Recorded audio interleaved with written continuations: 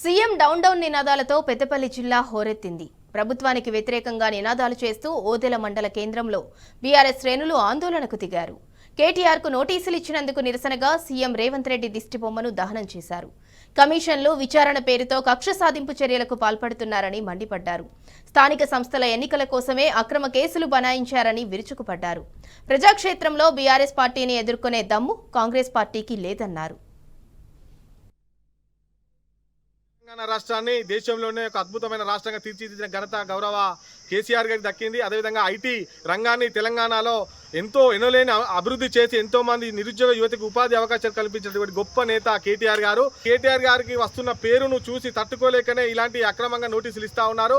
ఈరోజు ప్రపంచం మొత్తం కూడా తెలంగాణ వైపు, హైదరాబాద్ వైపు చూసిందంటే ఫార్ములా 1 రేసు తీసుకొచ్చిండు కేటీఆర్ గారు. చేయడం వల్ల ఈరోజు హైదరాబాద్ బ్రాండ్ ఇమేజ్ కూడా పెరిగింది. కేవలం వీళ్ళకున్న పేరును తట్టుకోలేకనే ఇలాంటి అక్రమంగా నోటీసులు అందజేస్తూ ఇబ్బందులకు గురి చేస్తున్నారు.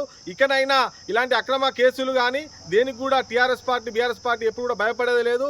ఇలాంటి కార్యక్రమాలు చేస్తే బీఆర్ఎస్ పార్టీ తరఫున గ్రామాన్ని కూడా కాంగ్రెస్ పార్టీని నిలదీయాల్సి వస్తుందని చెప్పి ఈ సందర్భంగా తెలియజేస్తున్నాం. జై తెలంగాణ.